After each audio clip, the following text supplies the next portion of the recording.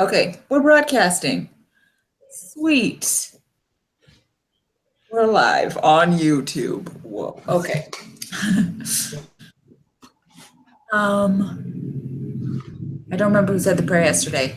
I can't remember. You mean on Tuesday? Yeah, Tuesday. I did. Okay. Yeah. Christian, it's me or you.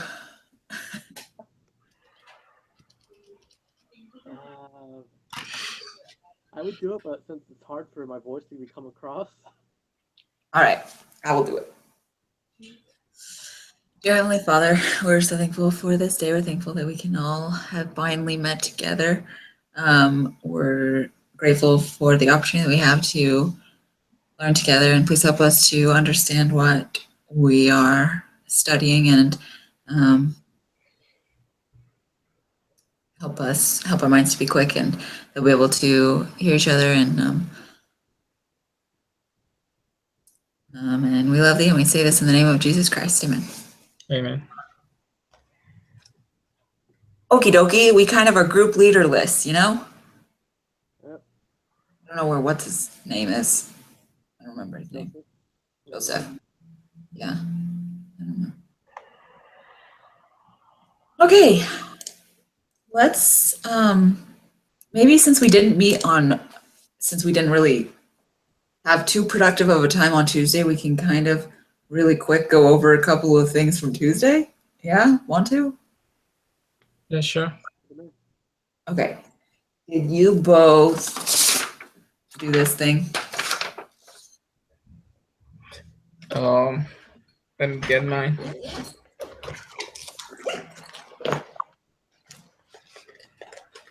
Cool. Because when I was doing homework today, like that's like the only thing I used, you know, hopefully it was allowed, but it was, yeah, like the only thing I used. Sure, I did mine. Yes, sweet, we are all, okay, great. Now what? Okay. There was these questions. We should maybe just do one or two of them from last week or from Tuesday. Again, we can do some of the ones we didn't do together. Really quick. Or if like each of us want to do one so that we know that we're kind of on the same page generally. And if we're not, then we can keep doing it, you know, or do it for a little bit longer till we are. Yeah? Yeah. Okay. So I could do the first one if y'all want. Or not the first one, but I can do one. I'll just choose the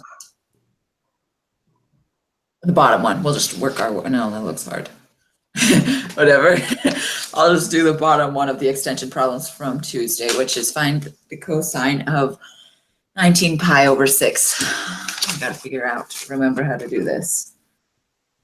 Or we can all just work on it together if you want.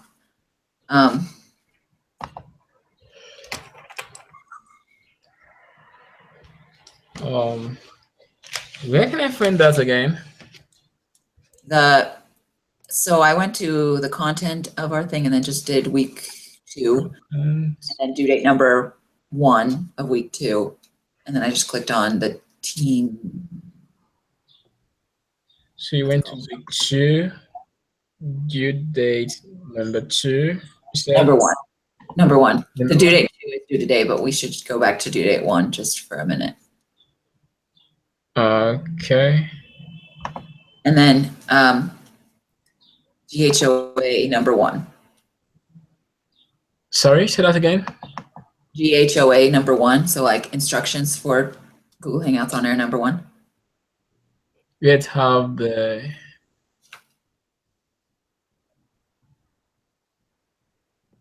You see it? And then like there's the team discussion, which we kind of already went through, I think, and then extension problems. Okay, so we already figured out the 4 pi over 3 and all that, and those are easy. Actually, let's do find cosine of pi over 3.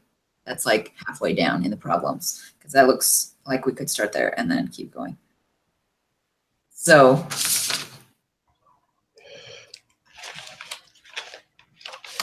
yes, Christian, you were like explaining this to us on Tuesday, and I had no clue what you were saying. Like I kind of vaguely understood, but I seriously like the homework I did today, like helped me understand it so much better.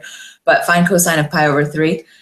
So on the unit chart, this is just, I'll just explain it to you. Like you probably both know what I'm, hopefully to know what I'm talking about, but if you don't, that's okay. I just look at my the unit thing. Yeah. And then pi over 3. The coordinates for that is 1.5, comma radical 3 over 2. And cosine is x, so it would be 1/2, right?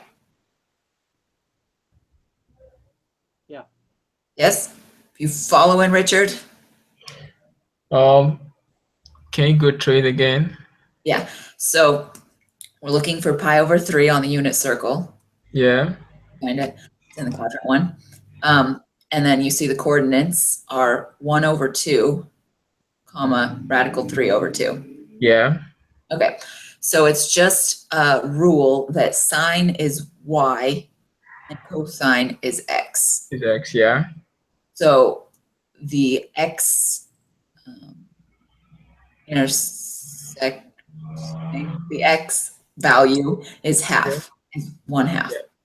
Yeah. So the cosine of pi over 3 is, It's half. Yeah. Okay.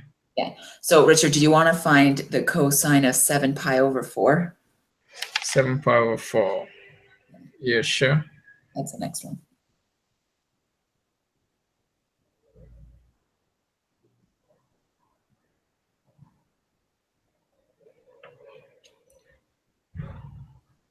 Okay, right here.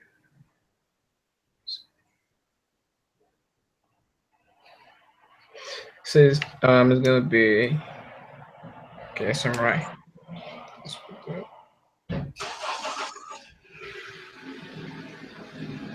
going to be radical 2 over 2. Yeah, negative radical 2 over 2. Yeah, negative radical. Ah, sweet. No. Yeah, No, wait. radical 2 over 2. You're right. Sorry, I was thinking y. I'm sorry. You're right. I'm wrong. You're good. Okay. Okay. Sorry. You're right. All right, Christian. Do you want to do the next one? What is it? Sine of negative 5 pi over 4.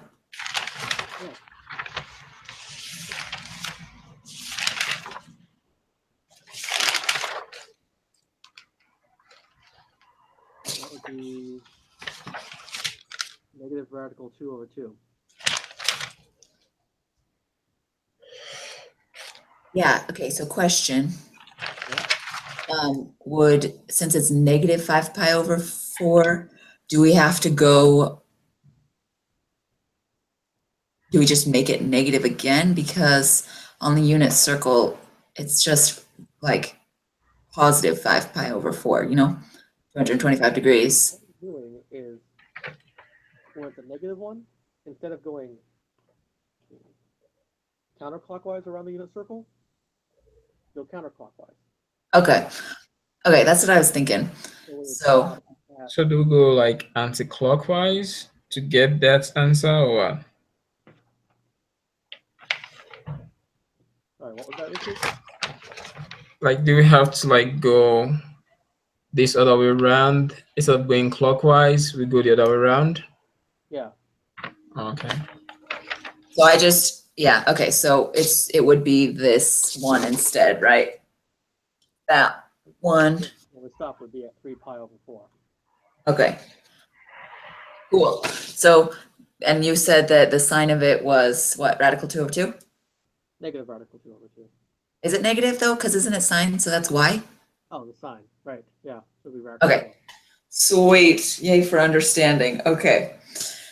And then we could figure out the last one together, which is cosine of 19 pi over 6, which is not on here. So we have to do some more math. Yeah. Which is hard to do. Subtract the whole 2 pi from it. Okay. So 19 pi over 6 minus 2 pi over 1. So we have to multiply each side this side by 6, right? Okay, sorry, I'm just thinking out loud. So it'd be 12 pi over 6. Is So 19 pi over 6 minus 12 pi over 6 is 7 pi over 6. And that is on our chart. Sweet. Okay, so the cosine, are you following, Richard? Doing my best.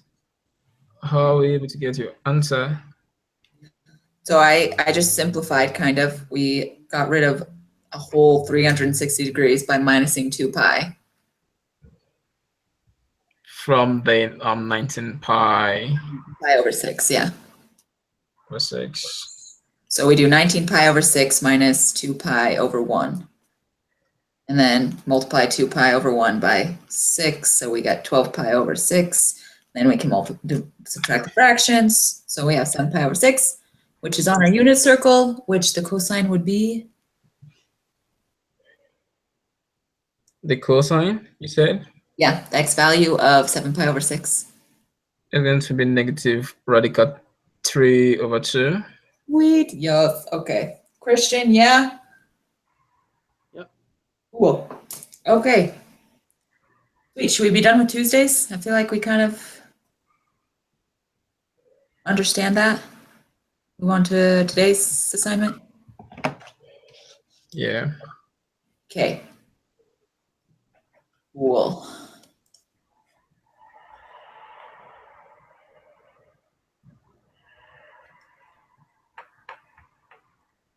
Okay, today's assignment is the different transformations.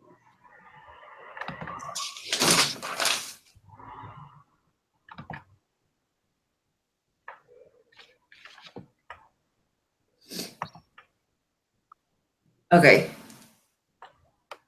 I don't understand this as well as I do the Tuesday, so somebody else should take the lead. Christian, want to?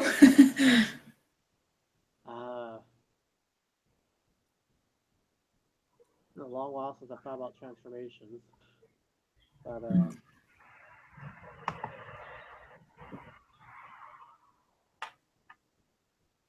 Okay. Since 5 different transformation, 5 points. Okay.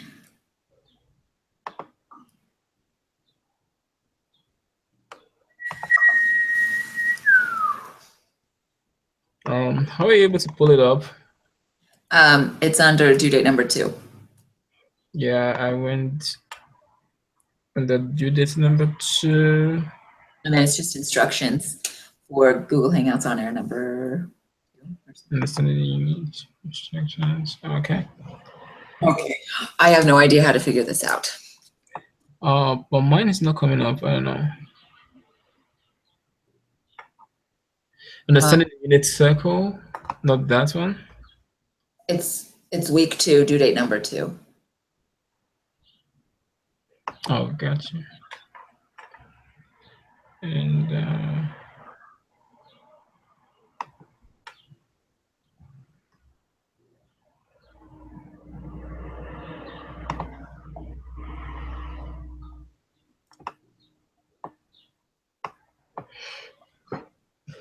okay, got it.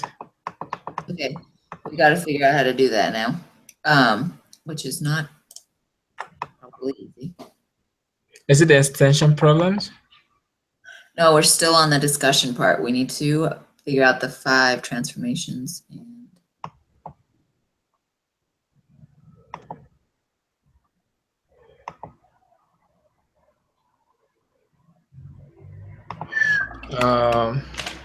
I think it's gonna be. I know we have like horizontal shift, vertical shift. Did you guys review that PowerPoint yet about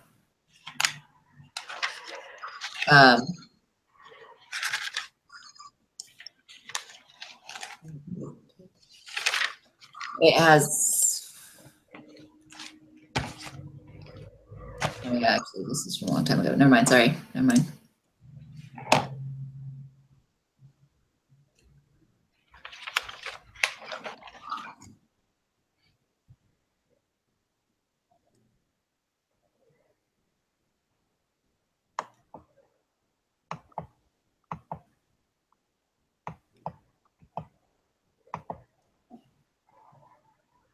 Resources. Okay.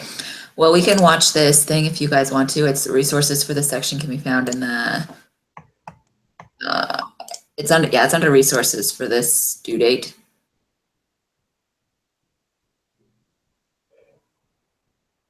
Actually,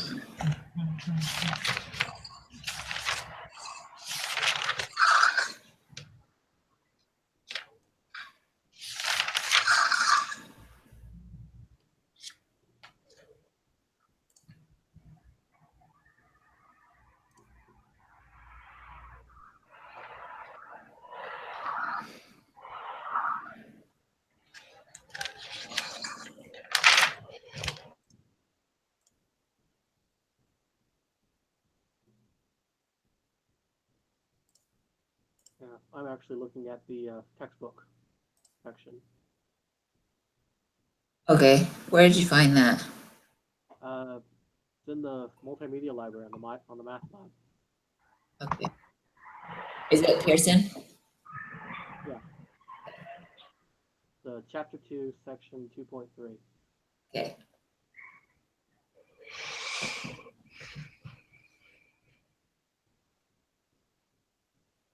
Are you guys on my math lab? Yeah.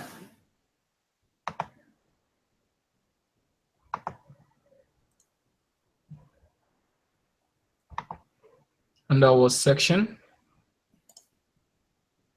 2.3 in the Pearson math book thing, e-text.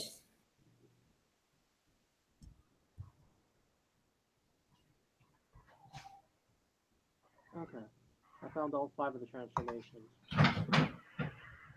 Where? I was just going through the pages. So, 2 of them are the ones that Richard said, the vertical and horizontal ones. Can't find it right now. The others are reflecting, stretching, and shrinking. Where do you see that? I'm on page 136. It's in the orange procedure as all 5. Oh, okay.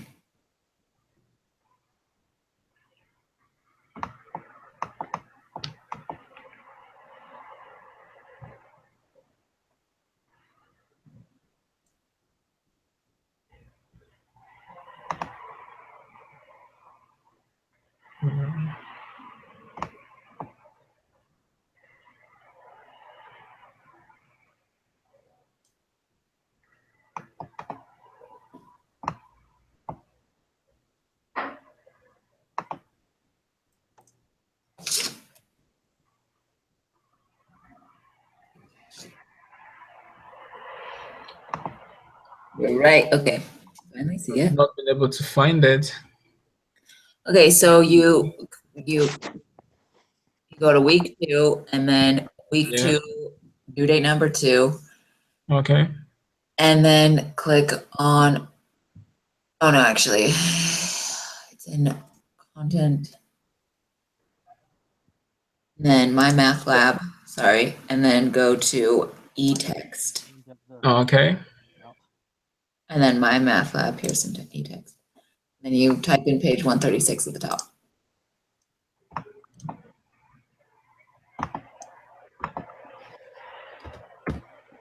Okay. Facing it. Yeah, look, we can see it on your screen. Christian, is there any way to turn your volume up? Because I can't hear you that good. I'm using my tablet. Because What? my Chrome is not working. So I can only use my tablet to talk right now. Oh, okay. Okay.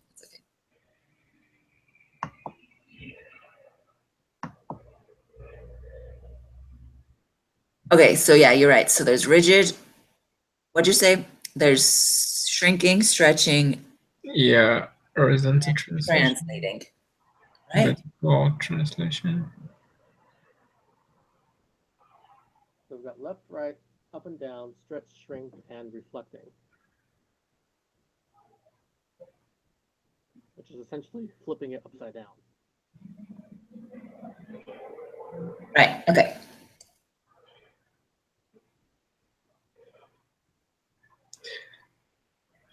So I see a formula there to graph the formula for multiple transformations. And so the horizontal shift in the formula H itself represents the horizontal shift, right? Yeah. Okay. So like in our assignment on that very first one, it's shifting over to the left by pi.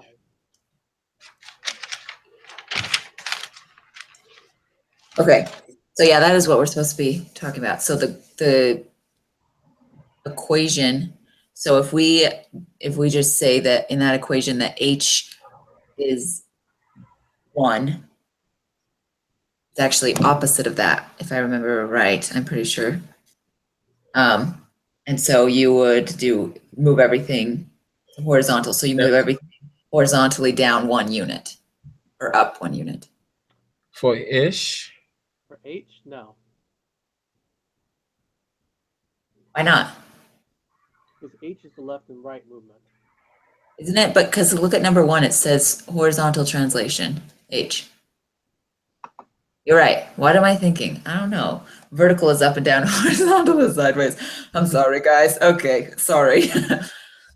Okay, so we would go, is that the opposite though? Is that right? Like if we put a 1 where H is, then we would, it's going to be X minus 1. So we would go. So go right 1. Like we'll go horizontally right 1. Yeah, would we go right 1? 1 second. I have a graphing calculator up. I'm checking it on. Okay.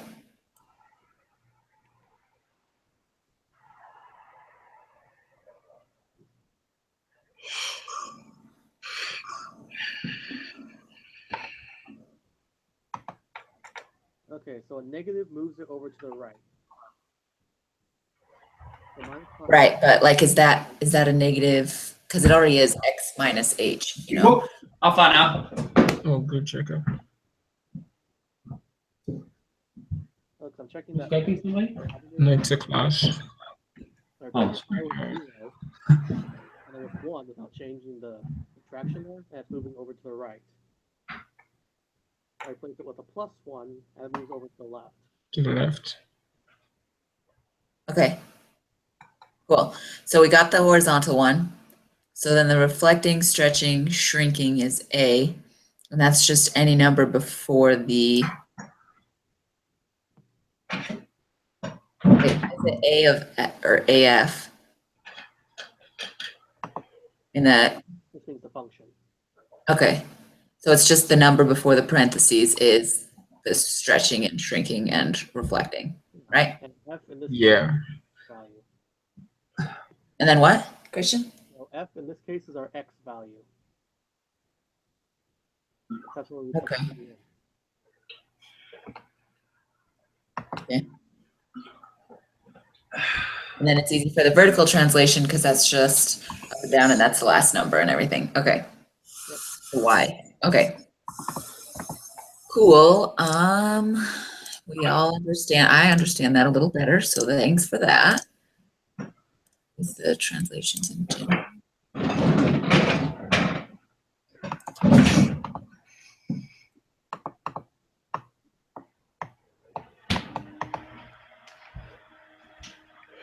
So grow the phone.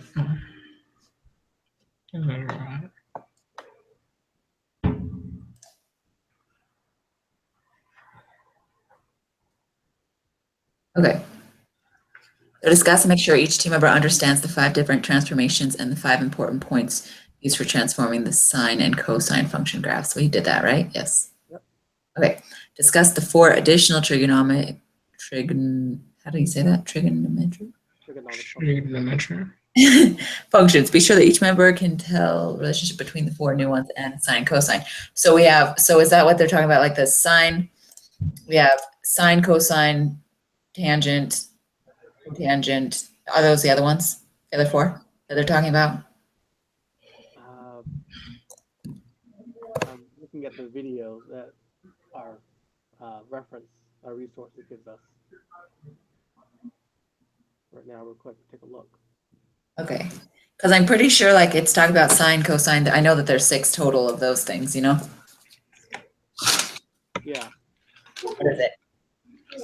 talking about the tangent, uh, and the other two that I can't remember how to pronounce them right now.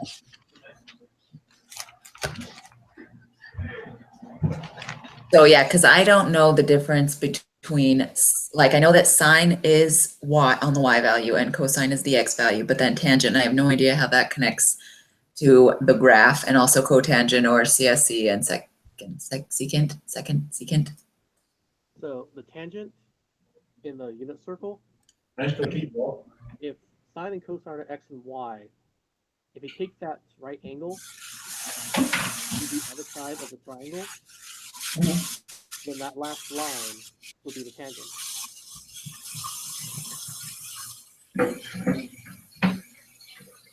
Okay, so it's like this one is, can you see my paper? That one is the tangent or the cotangent. I don't know. Is it the opposite of it? So like the bottom part?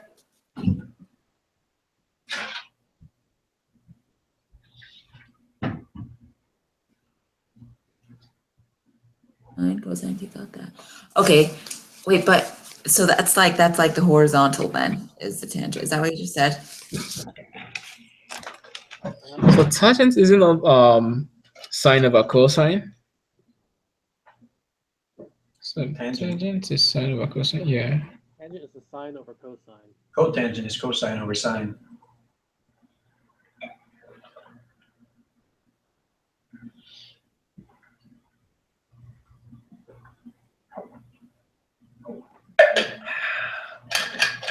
Tangent is our y over x.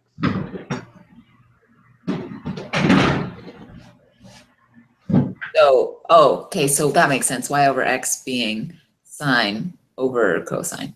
Yeah, that makes sense.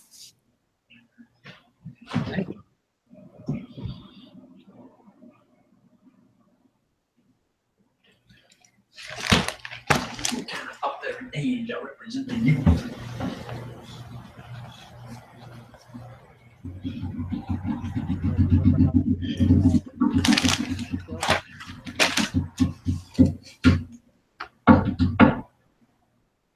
Okay, so we know what sine, cosine, and tangent are. So then, So I feel for secant, no, for cosecant, it's going to be 1 all over sine. really? You just flip everything on. Yeah, flip. Oh, you're right. Okay. So, but where's that on like a graph?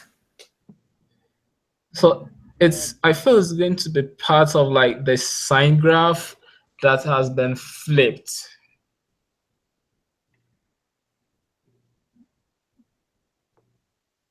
Wait.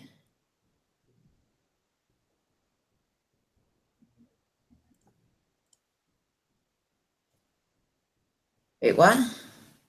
Let me try a little graph here right now. So, these are sine theta. what is cotangent then? Again, it's just the other way around. It would be cosine over sine. Yeah. And secant is It's gonna be 1 over cosine. okay. Cool. Sweet. Okay.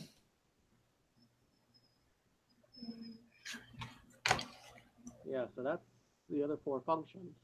Okay, cool. And we understand kind of mostly sort of all of those. Sweet. And then it wanted us to go to the prep, do number 6. To make sure everyone understands it. What? Just to go over that and make sure we all understand it together. Are you talking about the next thing or the 4 or the 6 still? Okay. Yeah. Wait, no, like number 6 on the practice or the prep? Yeah. Okay, sweet. Are you with us, Richard? Yeah, I'm with you guys. So are we going to the prep Yeah. right now? The last question on prep.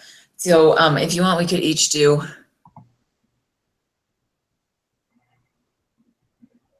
Yeah, well, we know how to do sine, tangent, cosine. We did those a few minutes ago together. Probably those like exact problems. So the next one after that, I don't know, we can do them if you guys want, but the next one is cotangent of pi over 3. Christian, you know how to do it? Yeah. Okay, Cotangent of pi over 3. yeah. That'll be our 60-degree angle, our xy are 1/2, and radical 3 over 2. So it's going to be 1/2 over radical 3 over 2. And when dividing those two, you flip the previous one, do some cancellation. So it's 1 over radical 3.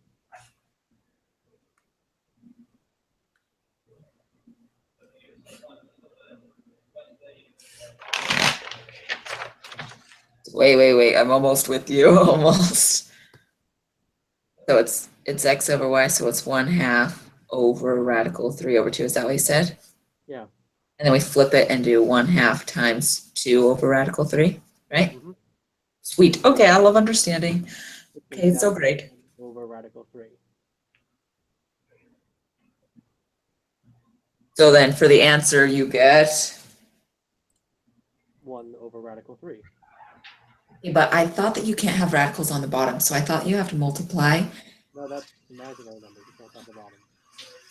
Wait, what? That's imaginary numbers you can't have on the bottom.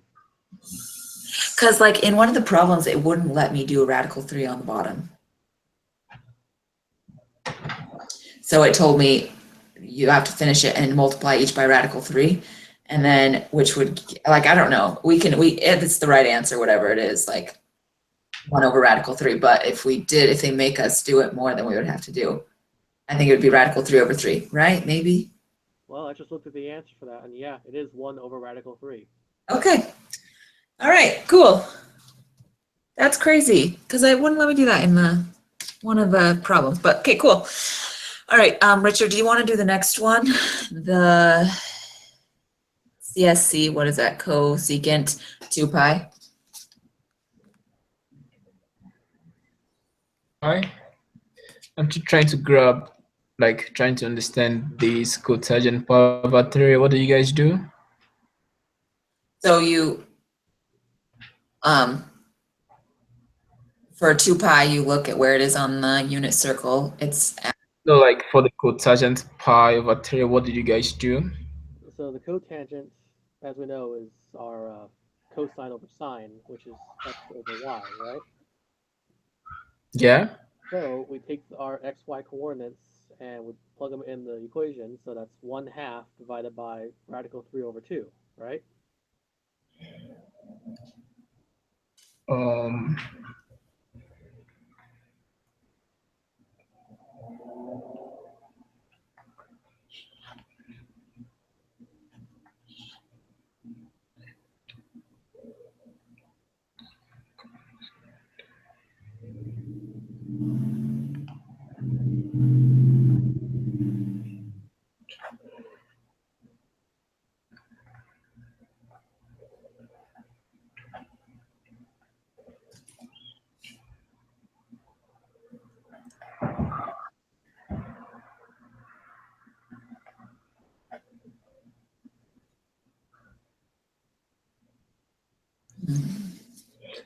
Do you guys get 2 radical 3 divided by 2?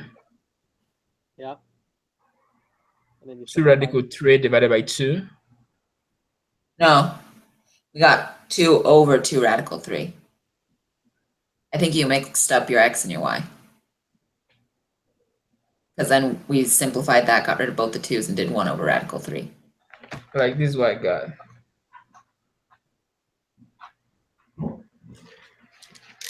This is what I got right here. If you can see. Okay, so you Mixed switched, up your X and Y. what, Christian? You mixed up your X and Y, Richard. Yeah, so it's upside down, you have to flip it, because you did, instead of doing,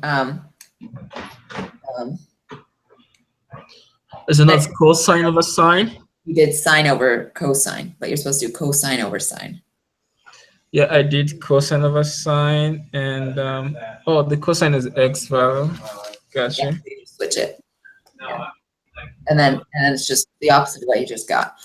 So then for the 2 pi, cotangent of 2 pi, or no, cosecant of 2 pi. You want to do that one, Richard? Yeah, I got it. Okay.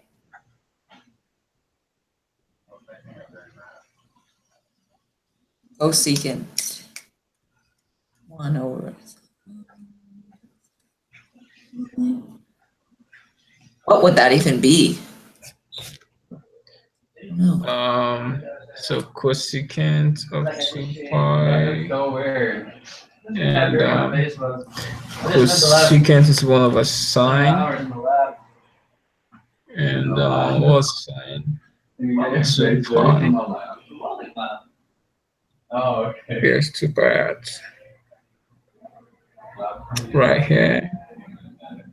Oh, when it's dead people? Yeah. They actually have good adders. Yeah. That's weird. It is weird. Just right here. Sine is y, so at the 2 pi. So I get it. So 1 over sine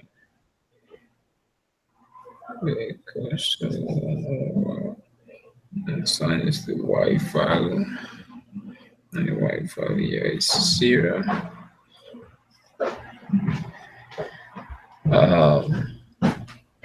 So 1 over I 0. feel it's no solution. Right. Yeah. There'll be no solution for it. If you try to divide anything by 0, it's always undefined.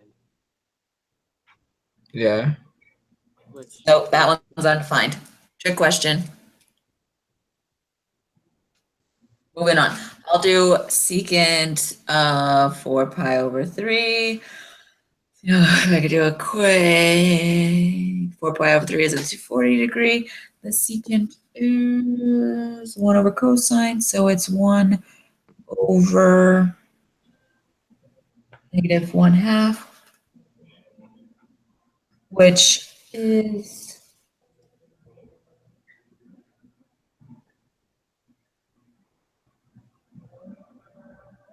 just negative 2, right? Yep. Cool. Okay. Christian, you want to do the next one? Tangent of 5 pi over 6. Okay.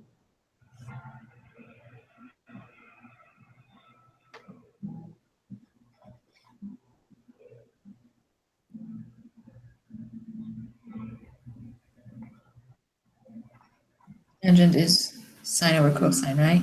The negative 1 over radical 3.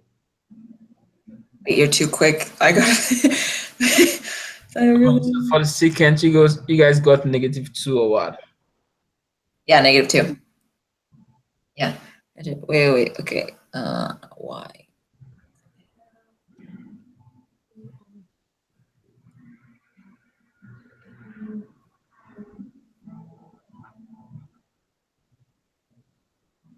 Okay, so wait, Christian, what'd you get for a tangent of 5 pi over 3? 3. Is it 5? Wait, Is say it it 5 one pi more. over 3 or 5 pi over 6? What? Is it 5 pi over 3 or 5 pi over 6? 5 pi over 6. Christian, what'd you say you got for the answer? I got negative 1 over radical 3. Sweet. Me too. Cool. Okay, I think we understand how to do this. We can keep going if you guys want to, but I feel like I understand it. Good to move on? Yeah. Yeah. Are you good? Okay. All right, back to our little thing because we got to take a quiz thing together, I think, but I don't know if that's next. Yeah, Does anyone have a printer? I do. But I'm out of ink. Dang it. Um, okay. I got my unit circle. Oh, that's funny. Okay, so the extension problem. So it wants us to graph the following functions. Be sure to identify all 5 transformations. Plot at least one period. This will be done with the 5 important points. Can I Identify ask the domain. a question real quick for the tangent 10 5 pi over 6? Did you guys Uh-huh. get -1? Oh no, we got -1 over radical 3.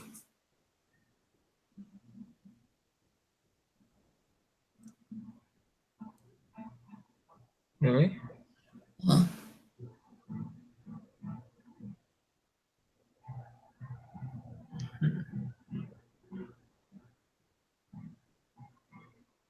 Oh, we can keep going. I'll figure it out later. Okay.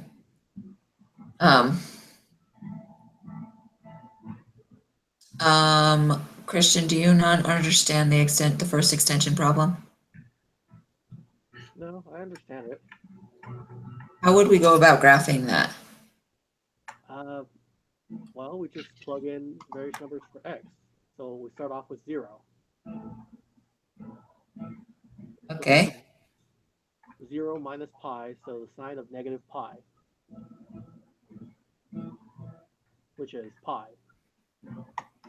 Okay. Wait. Sign of pi is 0.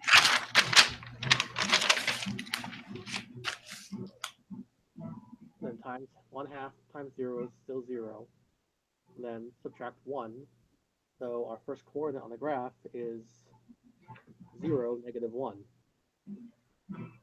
Okay. So then for the next, if we did x being 1, then we have 2 minus pi, and our parentheses minus 1, then we have a sign.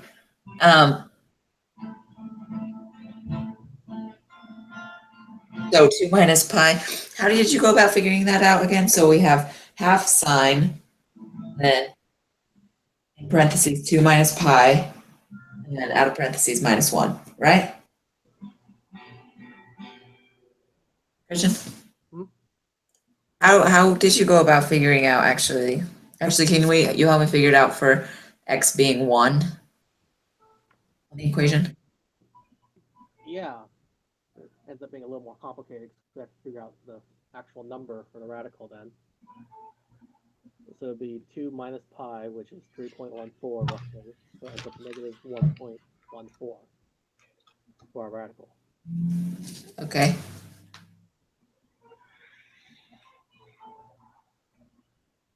And then, so we have half sine, So 1/2 sine,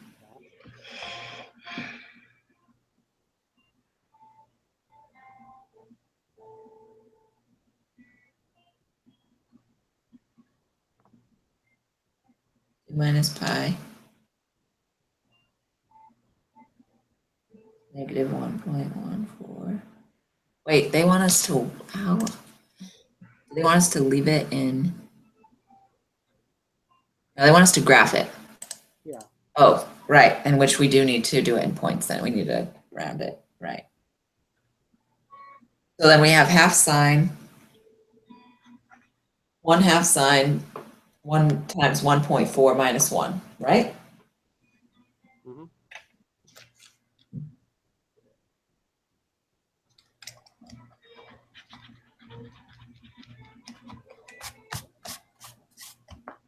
So how do you do that? Do you just type that into the calculator or do you simplify it more before you do that? Usually I'll just type it into a calculator, the sign of whatever number I need. So the sign of 1.14 is a -0.019.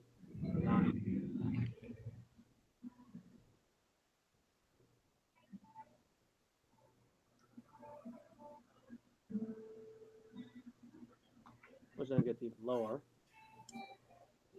You divide it by half.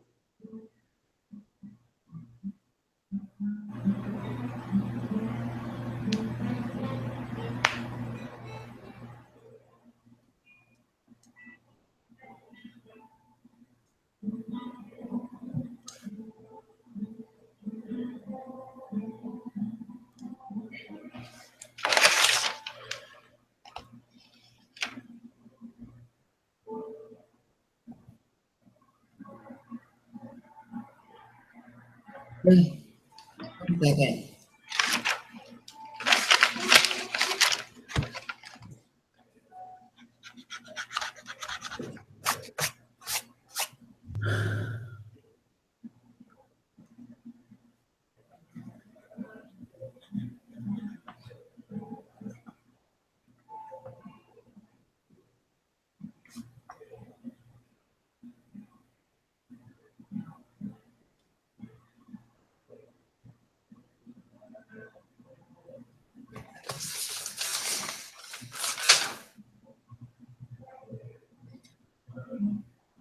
Okay. So do you usually, when you're graphing, do you usually do like 0, 1, 2, 3, 4? Usually what I do, with the sine graphs, they're a little more difficult. What was that? Sine graphs are a little more difficult with that. Oh, So one of the easiest ways to do it, since we have pi in there, and instead of going by straight numbers, we go by numbers of pi. So 0, pi, 2 pi. That way we don't have to worry about figuring out further than that. okay.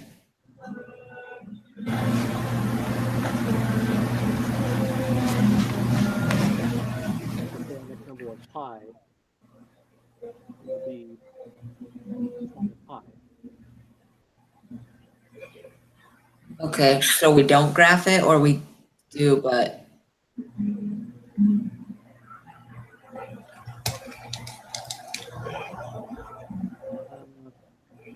Well, it does here we need to graph it.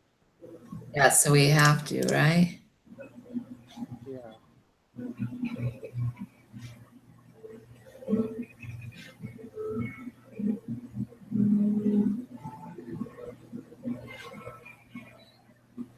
Well, the sine graph is very wavy, kind of a up and down wave motion.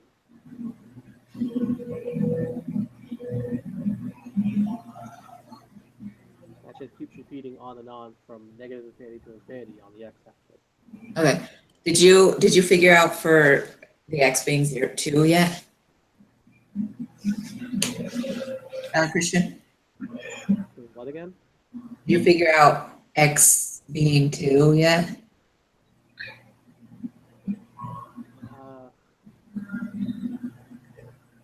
Honestly, the numbers on the calculator aren't quite making sense.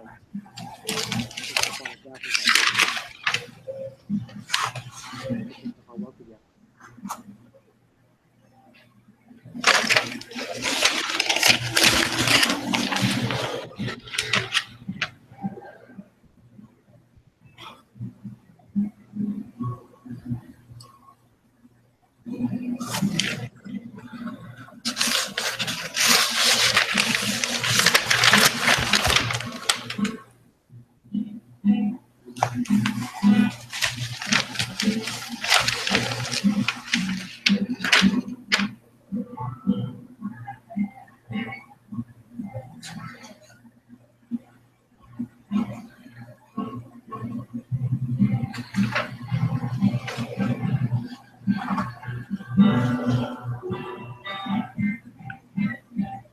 For some reason, I think my calculator is failing me.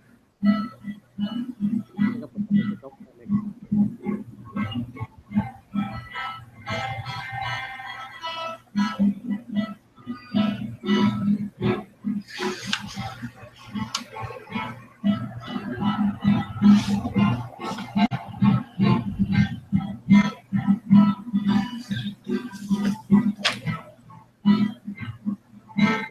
Okay. My calculator is using the wrong time. Yeah, so it makes sense. So I just graphed it on a graphing calculator, and the domain is the yeah, we were doing it right, where x is 0, y is -1, and then the next point we did was x is 1 and y is -1.454, and then where x is 2, it's -0.621, which is lining up with the graphing calculator. So it is a wave, like it keeps going up, down. So then the domain and range. So the domain is the x. So the highest. I don't even know how we figure that point out. What the highest.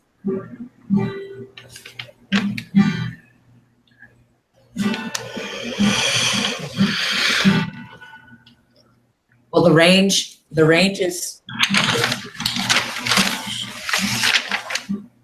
it's for sure negative infinity to positive infinity, right? I always forget which one's range and which one's domain. What? I always forget which one is range and which one's domain. I hear you.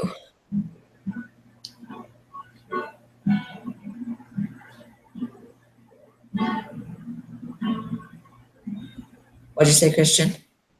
I always forget what range and domain are, which one is which. Yeah, I'm pretty sure that the domain is the x value and the range is the y value.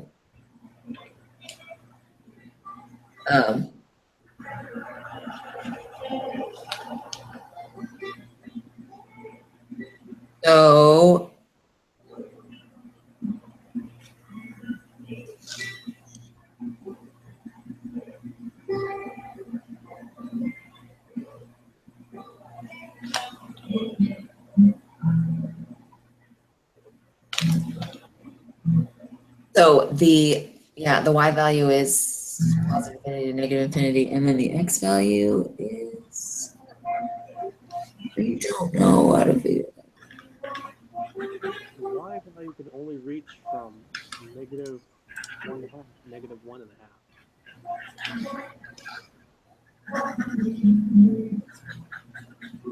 The highest and lowest part of the function.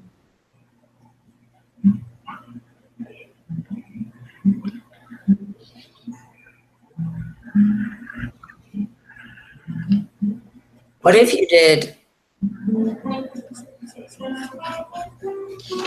put a point on the graph that was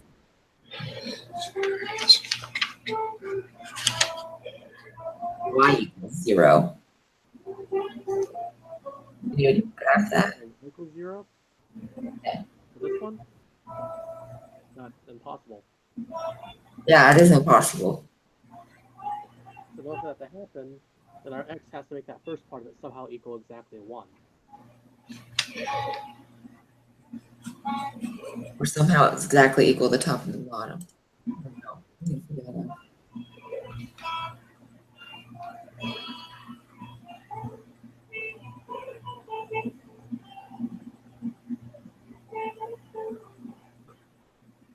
out.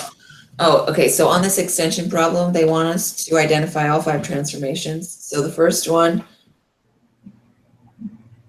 is, where is the textbook? It's the horizontal.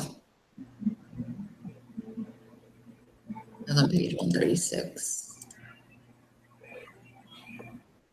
Yeah. Okay, the first one is the horizontal, and that's the h, and that is on our problem that is pi, right? Pi is making it shift horizontally. Yeah. And then reflecting, stretching, shrinking is half. So it's half, 1/2. That's that part. And the vertical is the k, which is the last part. But how do we figure out? Not quite, actually. The 1/2? Is it half sine? Yeah, the 1/2 sine is what squashes the y value.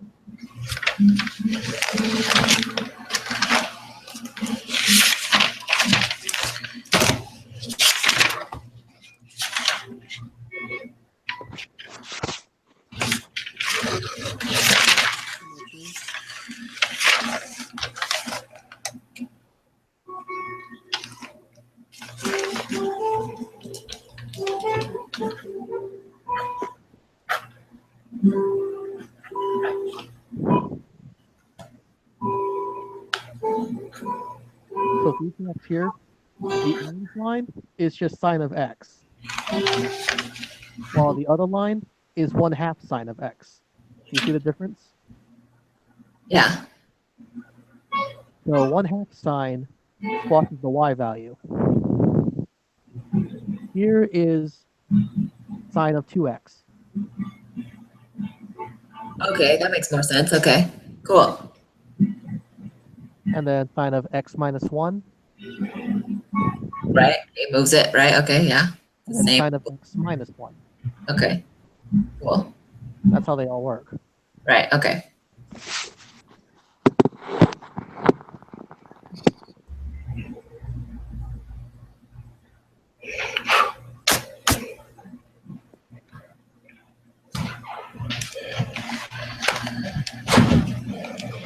Peace out, man.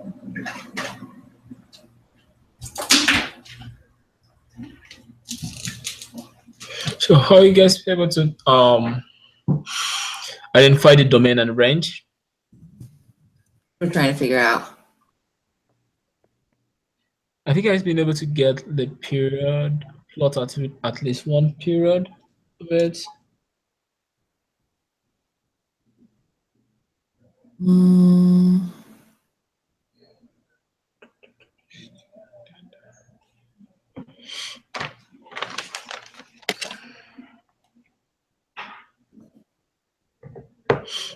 Okay, so the range is our y and the domain is our x. yeah, yeah.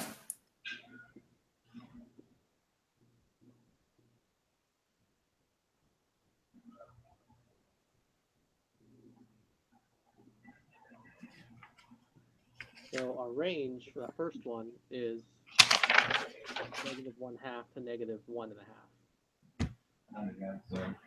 Are you sure? Yeah, Well, wait, the x value is positive to infinity to negative infinity, right? yeah. Okay, but then, so that's the domain, but the range, how do you find that? Because we could plug in like a point that could possibly be below that.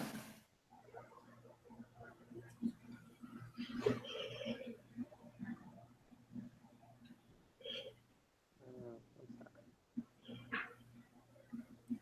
Like, how is it perfectly? It could be, I have no idea, but I don't know how to find that out.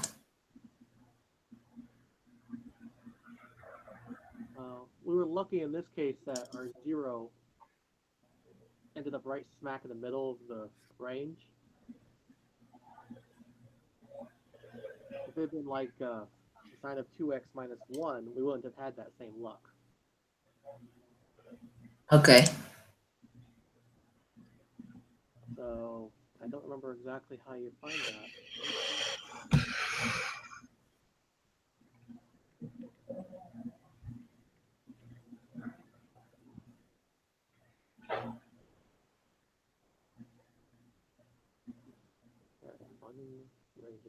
I'm pretty sure the domain is always within 1 unit, so it would make sense for it to be -1. Actually, I don't know. It could actually be taller than that. Just in the thing I saw.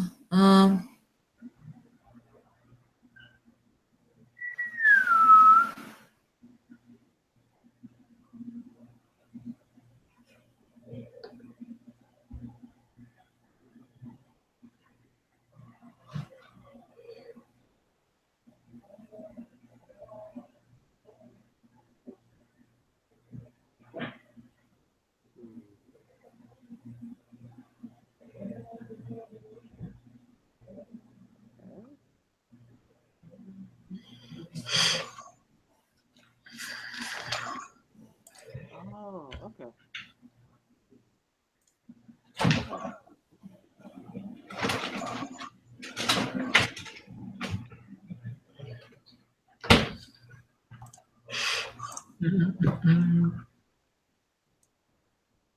Oh, yes, it does. Okay. So I've got it. I looked it up. Okay. So in order to find the range of like a sine function, you assume based off the original on the unit circle that the top and bottom is a -1 and a +1. Huh. And then we would multiply those two by what's outside the sign, in this case 1/2. So Yeah. -1/2. And then you would add or subtract our y number. In this case is 1, so we subtract 1 from both sides. Okay. So it becomes, it's greater than or equal to -1.5 and less than or equal to -1/2.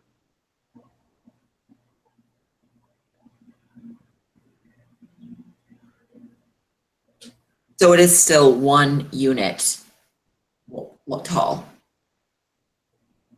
Yeah. right? Okay. So it's just between -1/2 and -1.5. Yeah. So when going by the basic y equals a function x minus h plus k, Huh. that basically. So you'd be 1a and then plus or minus k. Well, really plus k. If it's a negative k, then it's minus k.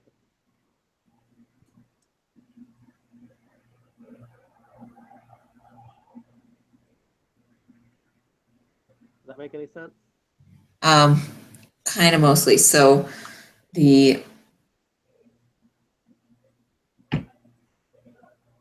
it's like telling us our range then, right at the beginning of the equation without us, right? Or at least, Yeah.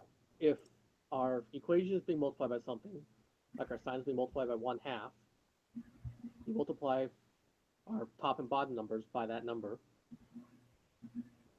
and then you add in our y-intercept, -1. 1, to both sides. Okay. Okay. Makes sense. So, for example, our next one, what do you think our range would be based off of that same situation? It would be what, -4 plus 5? Or, Yeah.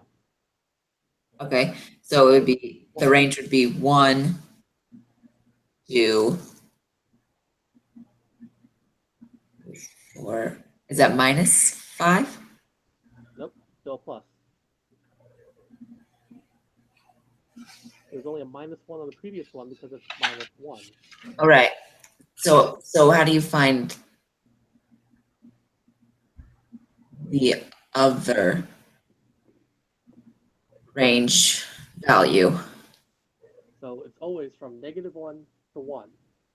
You multiply both sides. So you do the math the same on both sides. So we multiply by -4, so it'll be a 4 and a -4. But obviously you can't have it that way, so it's still -4 and 4 for the lowest and the highest, plus 5 on each side. So it'd be 9 and 1? Yes. Cool. That's our range. It's +1 to 9. Right? We can check that on the graphing calculator here.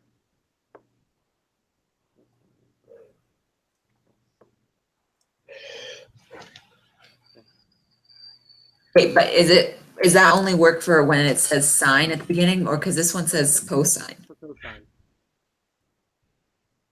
Does it work the same? Tangent What did you say, Christian? we have to worry about. What? Tangent is one we have to worry about. Okay, but cosine and tangent, or cosine and sine are the same for Yes. figuring out range and domain. Mhm. Okay. Did you graph on the graphing calculator? Yeah. And is it all between 1 and 9? What? For 9. What did you say? Yeah, it is from 1 to 9. Okay. Sweet. Making progress. Whew, okay. And we may want to also question the secant and cosecant. What would those be? Turn my page background. I think secant and cosecant would just be somehow the opposite because they're both opposite of sine and cosine, right? Yeah. So we do the opposite, like in the sine problem, would we do the opposite of, actually, I don't know. Do you know, Christian? So for secant, which is our opposite of our cosine, Cosine? so it's hard to explain, but Wait, zoom out a little. this is just a basic secant of x. Oh, okay, so everything is just opposite of Everything cosine. for the numbers between 1 and -1, but it still includes 1 and -1. Huh, In between never gets used. okay. Okay. So how does that work on a On a cosecant. equation?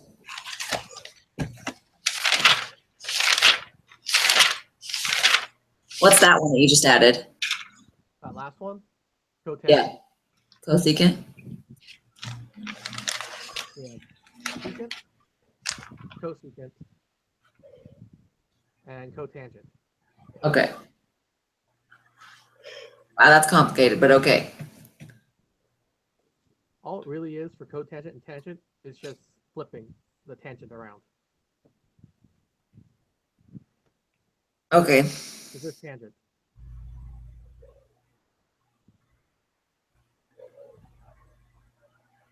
Tangent has an infinite range. Okay.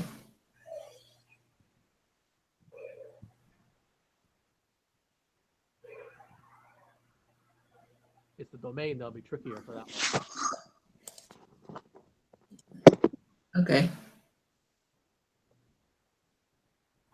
But we're not being asked to find that yet.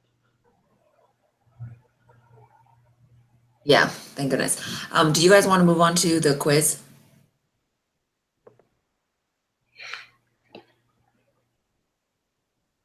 Yeah, I think that'd be a good idea. I mean, Okay. we're already an hour and a half in. Yeah, we gotta get this quiz. Okay. So we don't have a printer? No. Okay. Well, we can do it.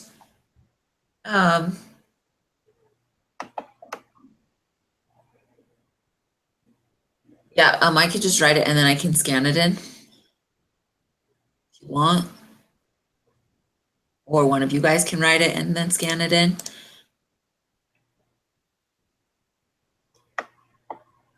Yeah. What's easiest? What do you guys want to do?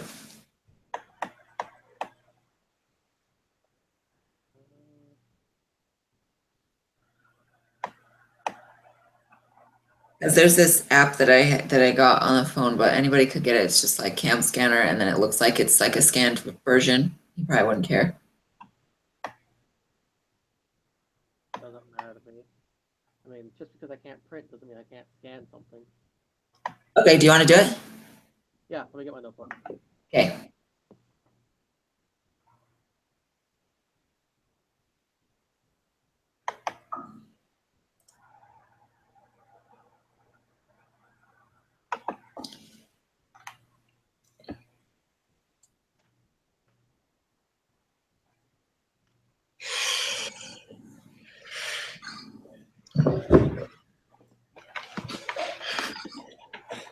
Okay, so for this, we can't use the internet. Okay. My calculator, I'm slightly disregarding that. Yeah. Yeah, no, I haven't really used the internet either. Okay. You guys can go ahead and start working on it, just copying out the questions. Okay, so it says answer the following questions as a group, and the group leader will submit one copy for the group. You may only use your textbook notes calculator. Remember the purpose of the quiz is to help you understand what you learned in the homework and also to tell you what you need to study for the upcoming exam. Show your work in a neat, organized manner. A correct answer without supporting work will not receive full credit. Okay. The group leader will submit this group quiz as a single PDF document, but none of us are the group leaders, so that's Christian. List the last video, so I guess that makes me the group leader for the moment. it's you. You're doing the PDF. We'll share group leadership, all three of us, okay? All right. Okay. List the transformations made to the cosine function and write an equation of the form y equals a cosine bx minus c plus d, whose graph is the given cosine function. Also state the range. Okay. List transformations. I'll say there's a vertical shift left one. Yeah.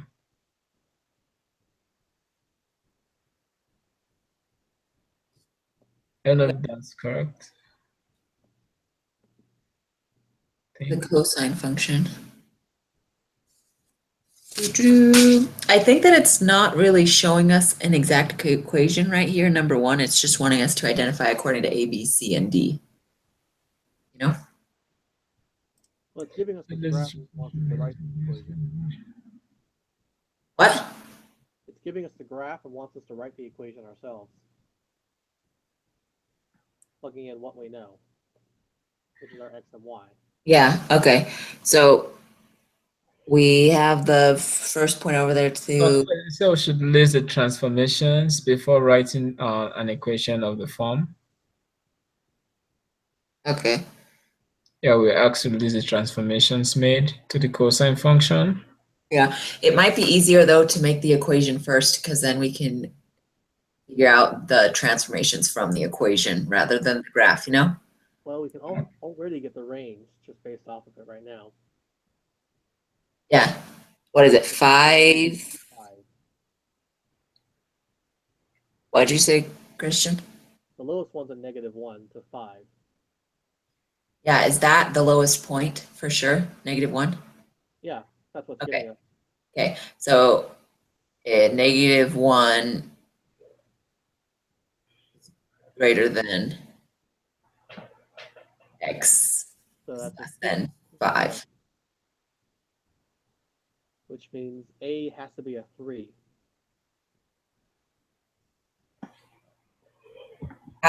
Wait, how do you pick that up? Because a normal cosine would be a 1 to 1, which would be a 2 range, 2-number range.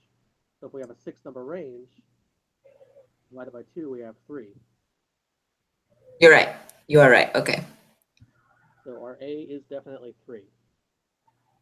But it could be a -3. For all we know. Right. Okay.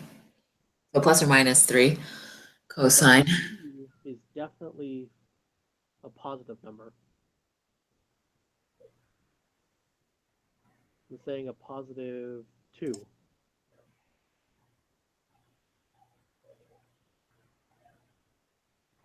X.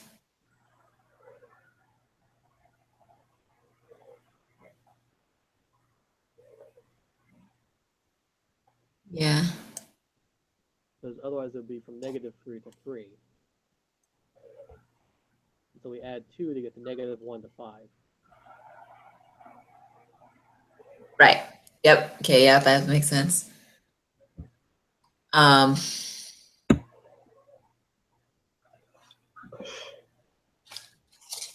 And then, let's see. I can think of the next one, but I've been saying most of it, so I'm going to let one of you guys figure out the horizontal. So C. Okay. We already figured out the horizontal. Didn't we?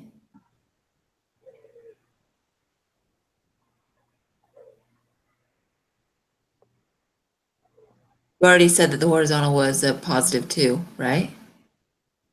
No, that's a vertical. Oh, you're right. Um.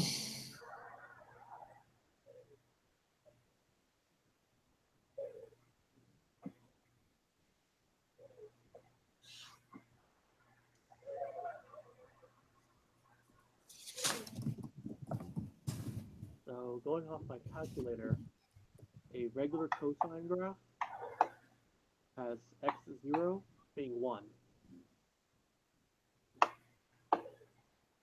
So the highest point of the loop would always be the zero, the original zero.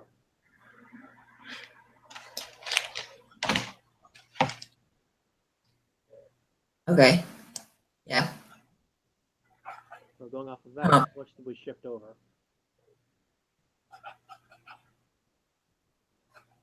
The shift over horizontally Yeah.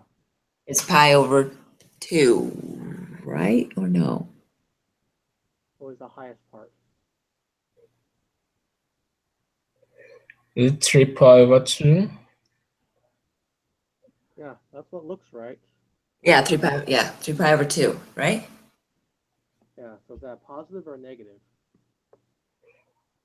Positive.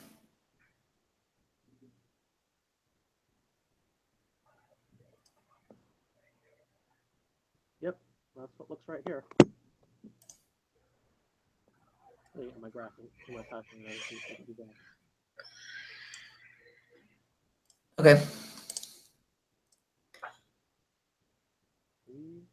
Cosine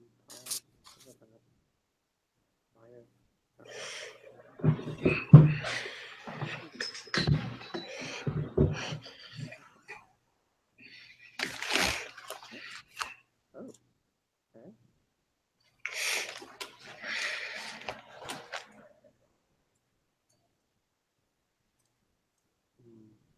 Okay, so do we find all the parts to the equation? I put everything in my calculator, and no, we're missing a part. We're missing B, so it doesn't match what's on the graph.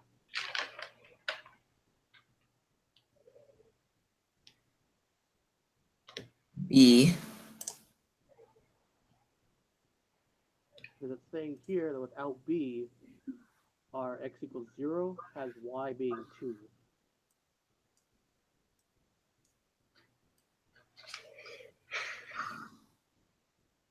Instead of 0. Okay.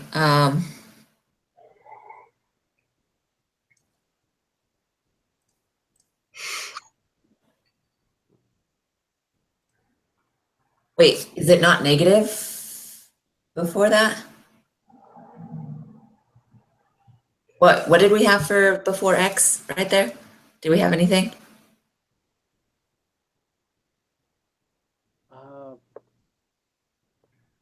All we have right now is A, C, and D. And things change radically if we put a negative 3 in for A instead of 3.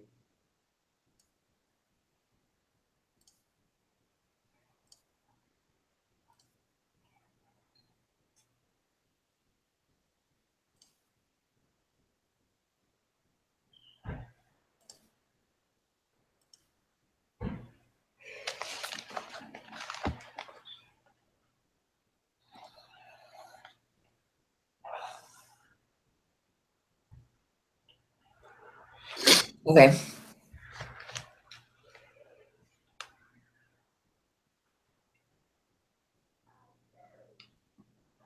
What did we decide B was the transformation of, like, what was that affecting? That is how much it squashes or stretches out on the x-axis. So it wouldn't just be like pi divided by 2 over 5 pi divided by 2, or like that range, I guess. We already know that's the range, but like, I think we might is be it, very basic here. we just need to find like how big, how wide.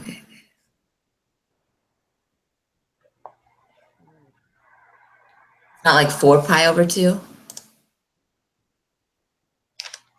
For B, Yeah, would that just be 2 pi? yeah.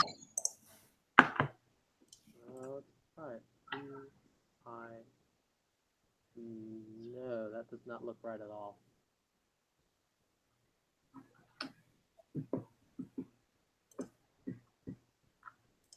It puts a full up and down loop between,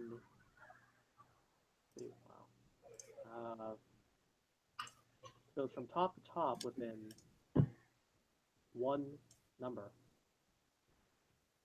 So literally from 0.25 to 1.25.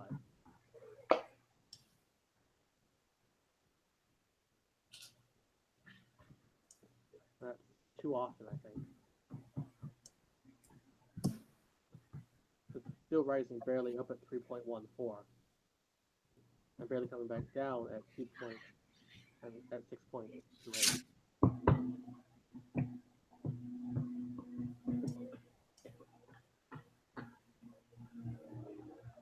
So what we need is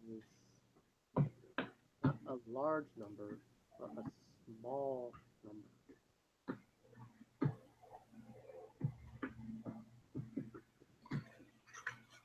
Wait, what did we get for, what is the equation that we have so far? 3 cosine blank x plus 3 pi over 2 plus 2. Okay. Can you say that again?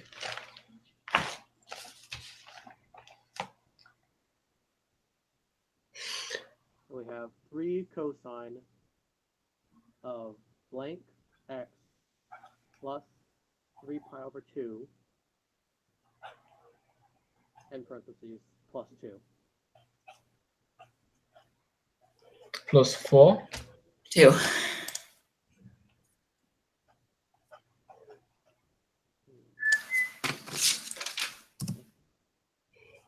I tried a 1/2 in our pi section, in the b section, and it gave me the top of the graph at pi and the bottom of the graph at negative pi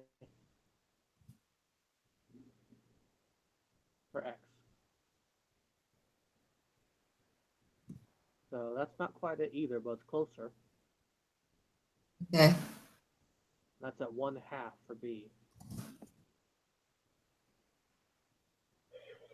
I'm sure it depends a bit further, so it's more than 1/2, but less than 1.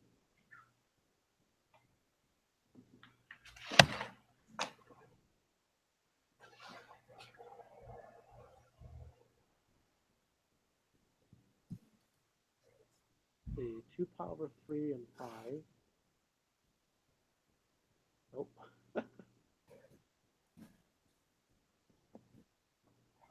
I'm just kind of trying random numbers now. 3 pi over 4. Nope.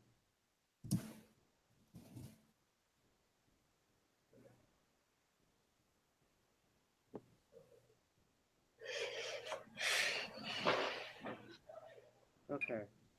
So with nothing there in x, at 1, it's pi over 2 for x equals 5 for the top portion. So we're off by a whole pi.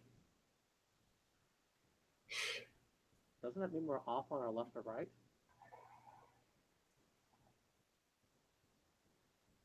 Um,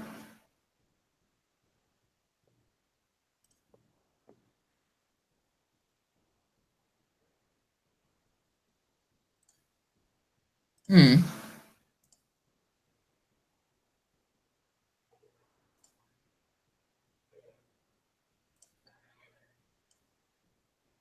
No, dang.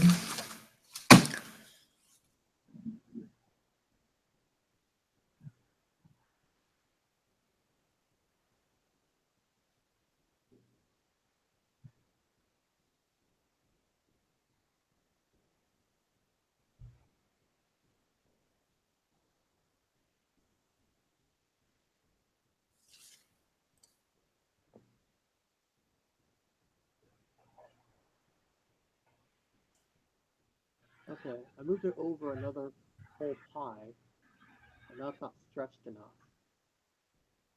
So not too stretched.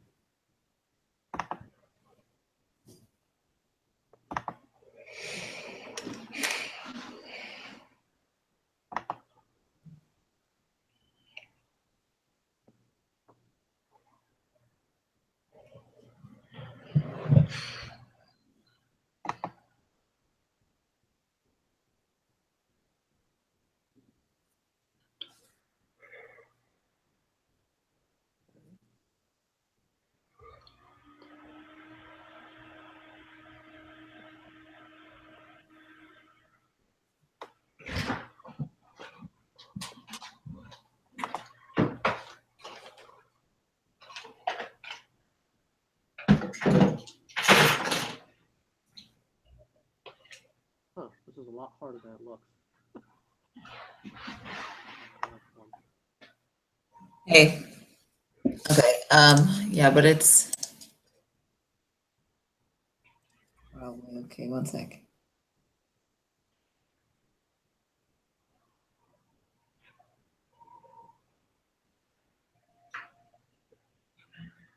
Yeah, because it's also blurry, so hopefully we're like doing the numbers right, you know? Yeah.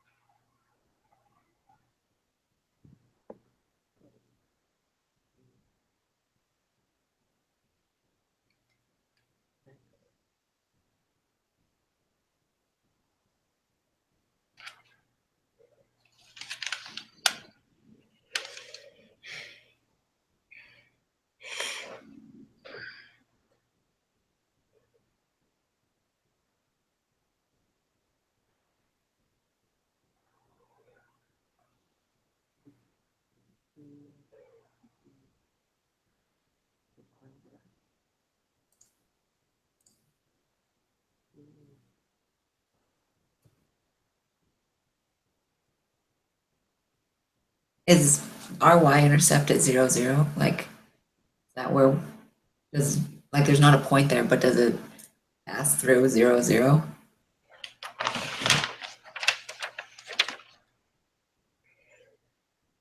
What was that?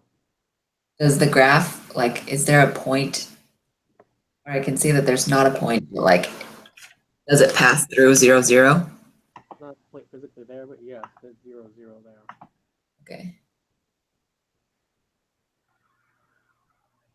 I was actually doing some math going backwards on this based off the points we have. So if our y is 5 there, then that means that after subtracting 2, we come down to 3. Divide by 3, it's either a 1 or a negative 1. And so that means that inside that cosine, it has to equal either a pi or 2 pi or 0 in the end. So the inside of everything there has to equal pi or 2 pi at some point, depending on if our a is negative 3 or 3. So if it's negative 3, negative 1.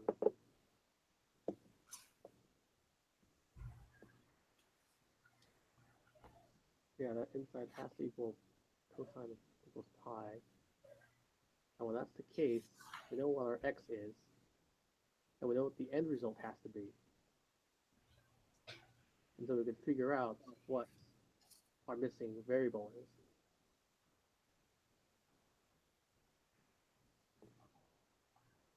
Yeah.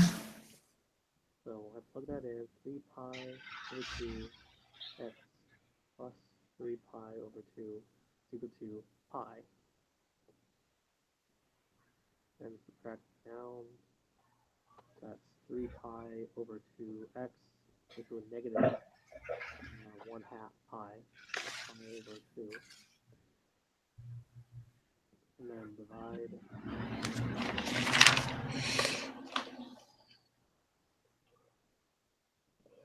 We'll do the usual, so that means that has to be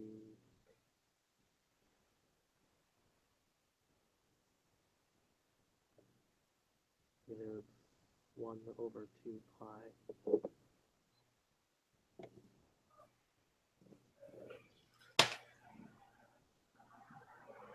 Oh, that makes the situation worse. Or that, I think that makes the situation worse.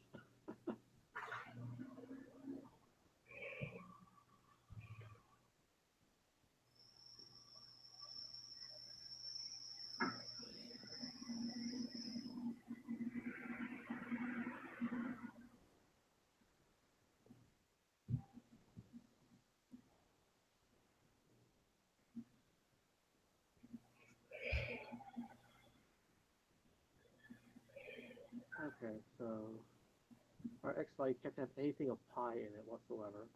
So negative 1 half, possibly?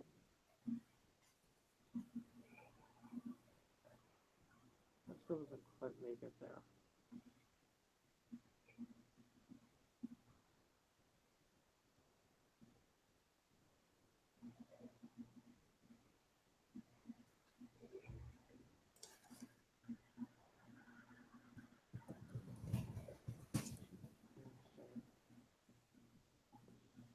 Okay, no, negative 1 half is correct. It's our horizontal shift that we have wrong. Looks like. Because the range from top to bottom is correct as far as our graph is concerned. We're just not shifted over enough now. Okay. So we need to redefine our c variable. Okay.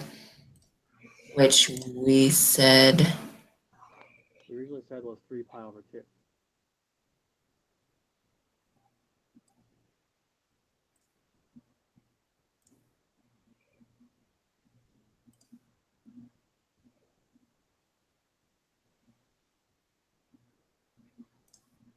horizontal. Yeah, it could be.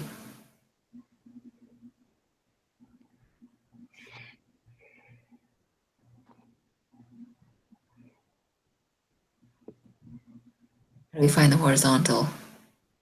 I'm pretty sure that there's an easier way to do this. Like we just plug in like the 2x coordinates that cross over the x line. And then, and factor it. You know what I'm saying? I get what you're saying. It's just struck me Like- doesn't like figure this out. Like, what would it be? Plus 0 crosses.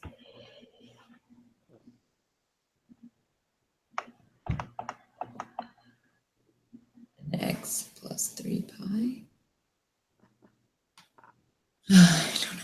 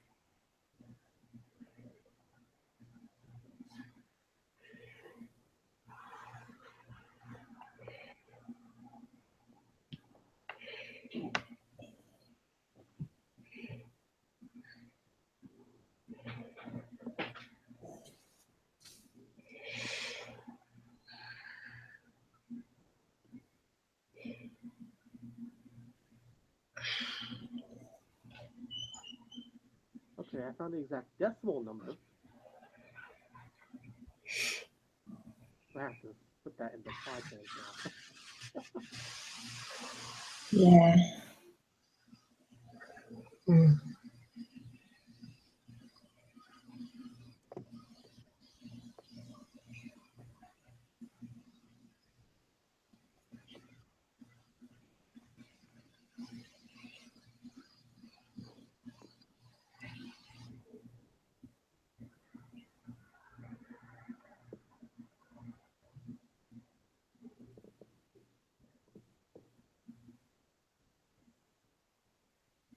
Oof. Ah, dear, dear.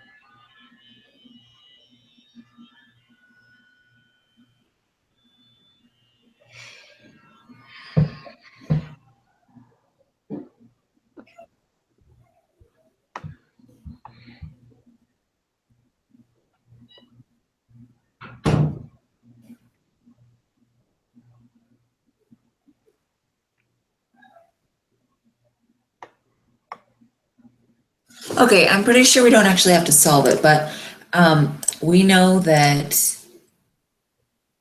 we know the vertex, which is 5, no, which is 3 pi over 2 comma 5, right? That's the vertex. People, yes? And then we also know the y-intercept at 0, 0, or we know the coordinate 0, 0 lies on this parabola, or whatever this is called, this thing. So on our thing, on our equation, we can say that y equals like a cosine, and not fill out the a cosine, but say a cosine. And then we know b, I just have a bunch of gibberish. I'll rewrite it really quick so that we can, you guys can see it.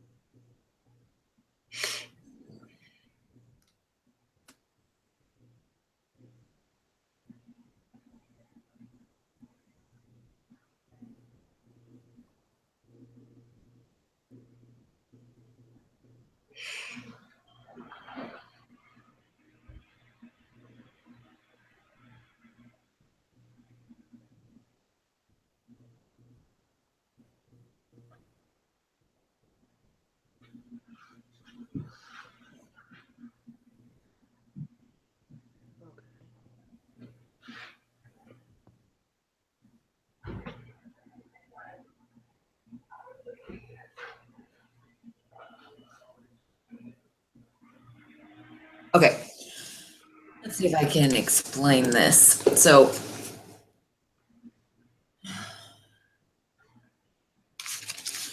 this is our formula right there. And then we know that the vertex is this point. But then if we, or no, this is the vertex though. But if we plug in the vertex, which we know is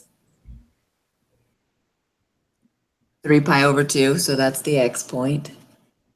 And the y point is plus 5. And then we have these values left, a, x, and y.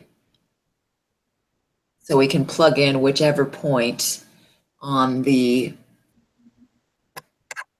graph that we want, which we could do 0, 0, I think, because that's our graph goes over that. But I think we might have to use a point from the graph, not just that one. So, and then if we do plug in that, then we can solve for a. And I don't know if he cares if it matters what we're solving for if we do. Yeah, actually it does, because he said he wants it in the form of y equals a cosine. So it is really just a that we're trying to figure out. But is this not like the equation that he wanted? It's asking for, I mean, the one that's squared? Y equals, really? Makes sense. Because you're missing the key value in there, the cosine. You're missing that entirely.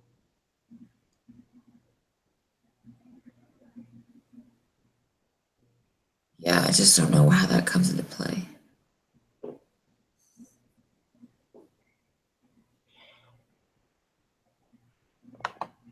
I'm looking up how to find the x-intercepts of a cosine graph. I'm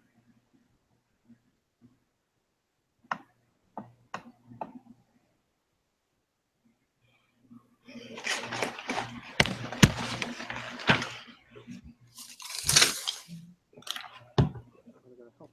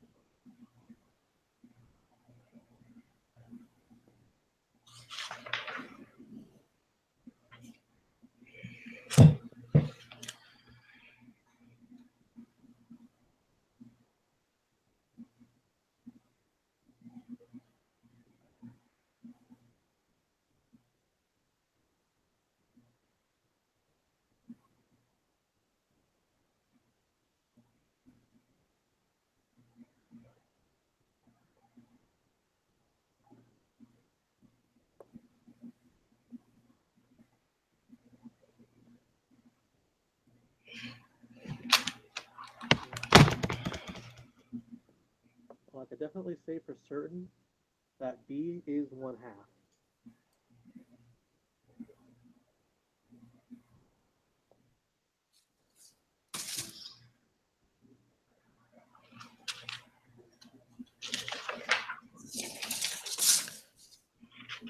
Okay.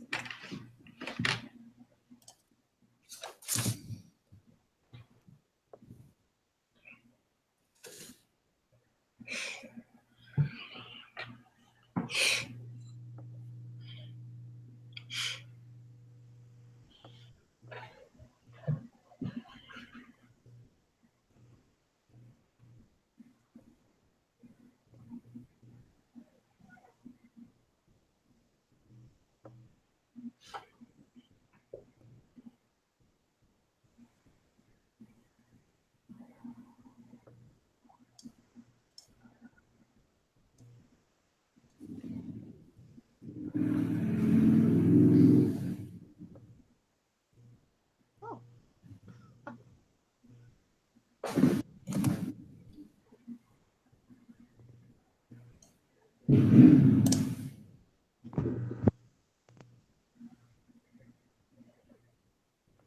so just by playing with what we had already, Uh-huh. we managed to come up with 3 sine 1/2 x minus pi over 4 plus 2. Okay, now we have to figure out how you got that. And that looks like it matches the graph? Yeah, because the high and the low points match what's on the graph. There's an assumption that x and y equals 0, but that's not quite right. They're infinitesimally close to it, like at 1/10 of a number away from it. Like when x is 0, y is negative 0.121. Wait, where x is 0, y is what? Negative 0.121. Oh, so maybe it is because there's not actually a point there. Yeah. What about the point where x is 1, or where, can you do where y is 2? Where y is 2. Hold up. I have to drag it on this graph. Closest I can get is 1.999 for y. Is 1.57. 1.57, which is exactly what pi divided by 2 is. Okay, Yeah. let's go with it. Move on from this problem. Still driving us nuts. And I figured it out because when I put everything else in, just a 3 sine. Wait, that's sine. Dang it! I did sine, not cosine. Dang. Wow. Dang it. I feel Let's bad. do it anyway. Let's do it anyway. Let's figure out how to do this tomorrow. But put that. I don't know.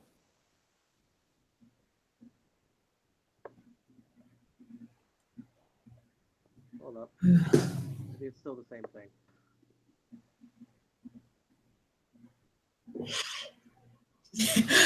You just want to put that, and there's probably a really easy way to figure this out, and Okay, so it's actually a negative 3 cosine 1/2 x plus pi over 4 plus 2. We'll go into cosine, I just have to flip it from a positive 3 to a negative 3. Wow, I feel bad about that. I'm like almost, my brain is almost fried right now. I cannot. Lord.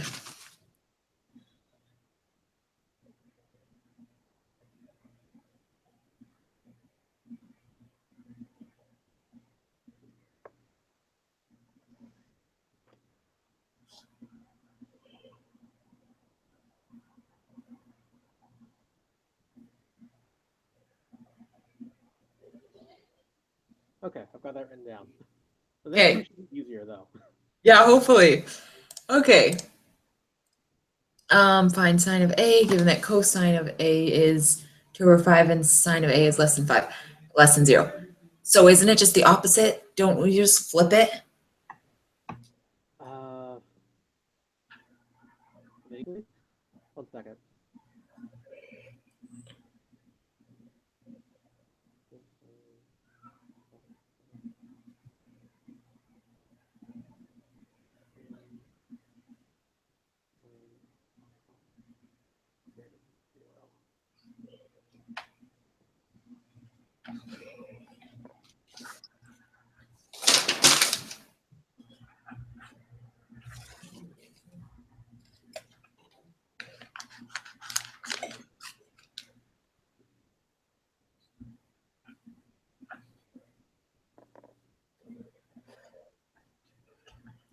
Okay.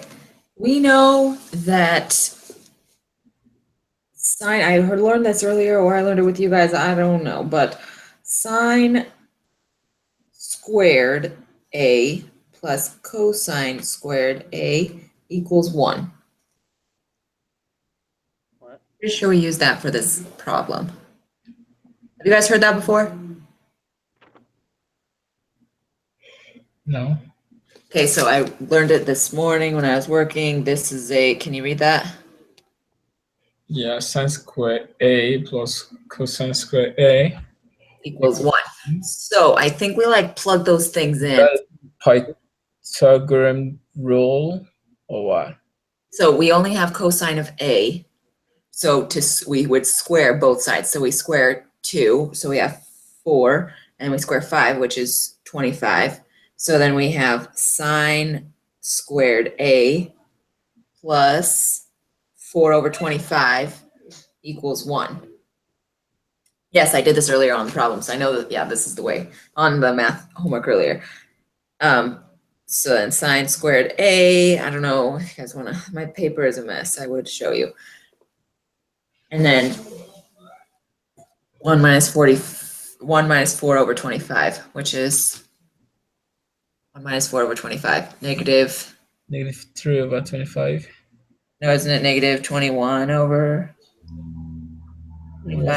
4/25. That's gonna be a whole. That's gonna be a positive number. That's 25/25 minus 4/25. Wait, what, Christian? 1 minus 4/25, right? Yes, That's still gonna be a positive number. It's gonna be Right. 21/25. 21/25, right. Okay, so we have sine squared A, so then we have to square, we want to find only sine A though, not sine squared. So we have to square root each side, so our answer is sine A equals the square root of 21/25, which possibly can be simplified. Except it would be wrong either way, considering our secondary condition. Because of what? It must be less than 0, and this is gonna end up being a positive number. You're right. Dang it. But I know this is the equation we use because I used it a ton earlier on all of the homework problems we were doing, that I was doing on the MML.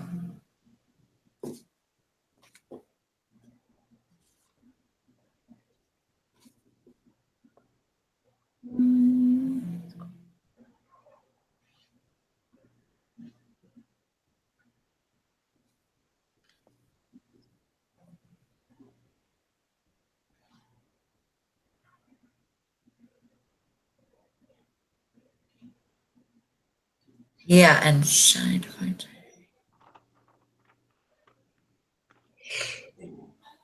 Actually, it might be a little easier to figure it out based off of how you figure out cosine and sine. The adjacent hypotenuse and opposite hypotenuse. Yeah, it might be, yeah. So cosine being 2/5 means that the adjacent is 2 and the hypotenuse is 5. And sine, we have an x over 5. So we have a triangle with the sides of x, 2, and 5.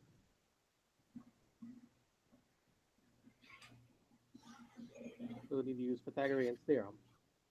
Yeah. C squared equals c squared.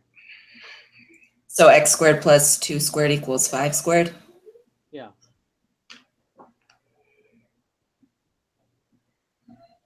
X squared equals 20, the square, so x is the square root of 21? Which still works. It still has to be a negative number. Okay, maybe it's asking us find sine of A, given that cosine of A is equal to 2/5, and sine of A Is less that than is zero. less than 0. So like two different things? I don't know, because honestly, I'm pretty sure that sine of A is what we figured out earlier, radical 21 over 25. I'm pretty sure. Because I did like 12 of these problems.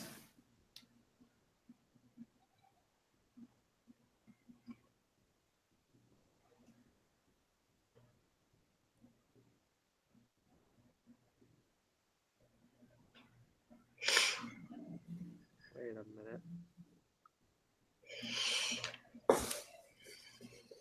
We're completely assuming that this is in the that we're in quadrant 1 in the unit circle,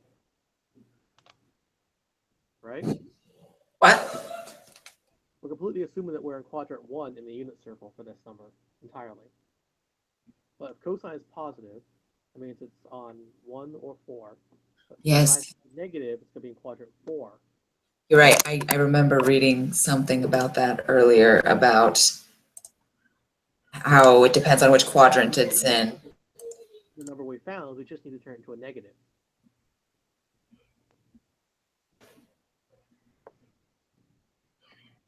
So is it negative radical 21 or negative radical 21 over 5? Over 25. Over 5. Yes, you're right. It's negative radical 21 over 5. I'm pretty sure it's that. That's based off of the equation you have, but off Pythagorean, we have a different number. We still have the radical 21, but it's not over 5 or 25.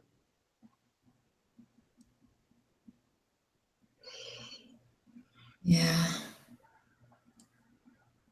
I'm thinking it's the radical 21.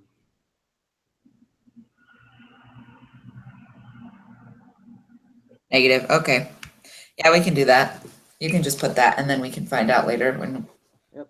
So sine of alpha is negative radical 21. And I'm slightly trying to hurry it up because my tablet's at 4% power. Okay, let's hurry. Indicate which formula to use for a given value of A. Okay, so I think we should just use the same thing for number 3, as use a fundamental trigonometric identity to write two functions for cosine A in terms of sine A. Indicate which formula to use for a given value of A. So it's like kind of the same thing, sine squared A plus cosine squared A equals 1. Yeah. So in terms of sine A though, so we would have to solve for A. So it would just be, the issue is that it's got a square in there. So we have to figure it out that way, like there will be a square root of something, but this is only one formula and I don't know, I'm just confused now. Equals 1 minus cosine 2A root.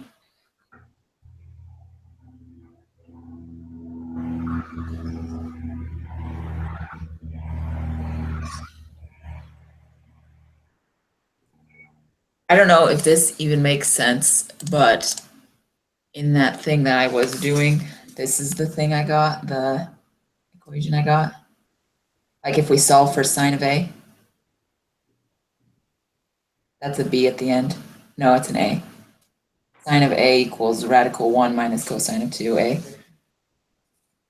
But that's only one equation, one function.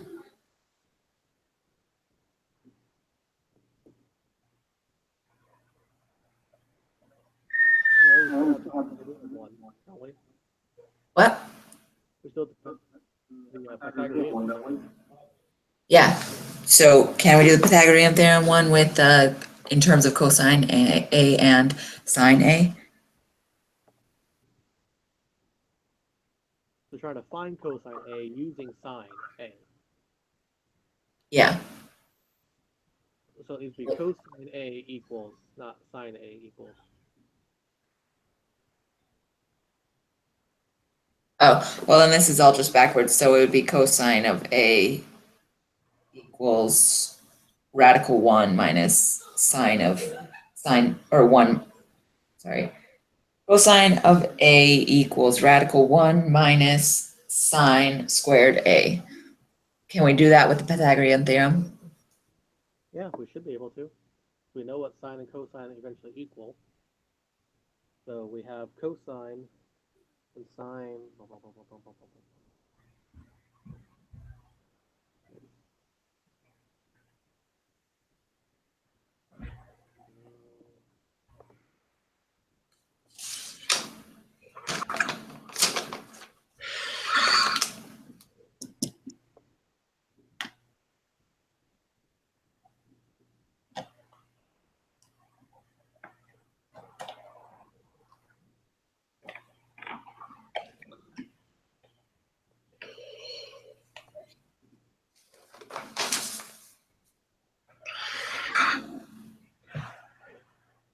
I'm not sure how to go about finding the cosine and sine of, like, how that connects with the Pythagorean theorem. Like, we know that cosine is, what is it? I already forgot because I am not doing well. It's adjacent over hypotenuse. Yeah. So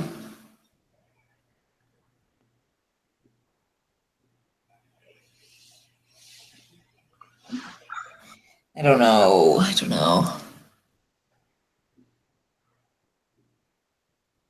Well, did you put that one formula down, Christian? Okay. So let's just say that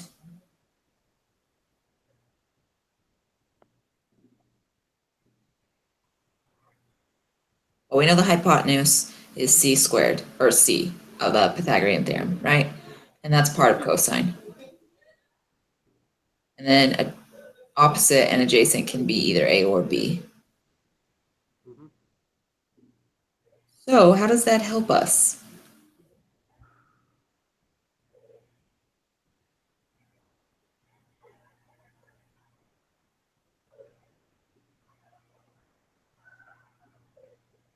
I don't know. I have no idea.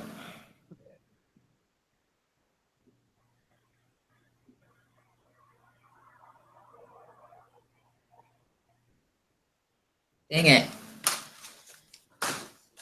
Okay.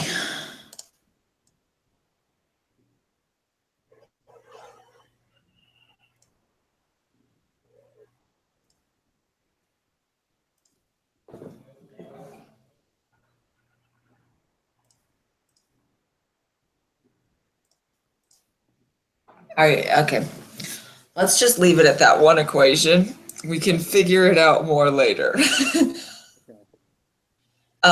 Will you scan that in and put it as a PDF? Yep. Okay, and I'll attach the link. Let's meet again next time, but how about we all do, I'm going to make this a goal for me. We should too, because I understood like the beginning half really well because I did the MML assignments, but we should try and do the MML we meet as a group so that we can just like get through it, like do it quick, not have to like learn it together, but know it, because the MML is really the thing that helped me to make sure that I understood it, Yeah, sure. Okay. Good. I think Christian froze. Maybe his tablet died. I don't know. But talk to you later. I'll post this link. Christian, you post that link. Okay. Yeah. Oh. So, okay. Bye. Bye, guys. Oh, wait. He's leaving. You back? Yep, got my phone. Oh, you're like frozen in the other one still. That's funny. Okay. do you see it? Yeah. That's funny. Okay. Yeah, okay, so you post this. I'll post the link, and then next time we'll just be more prepared, but we're learning, so that's cool. Yep.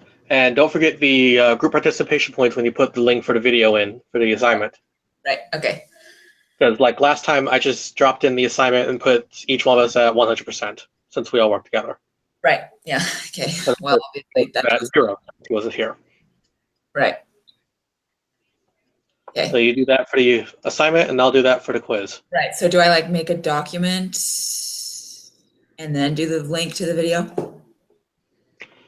Uh, I can figure it out, actually, it's okay. I'll figure it out.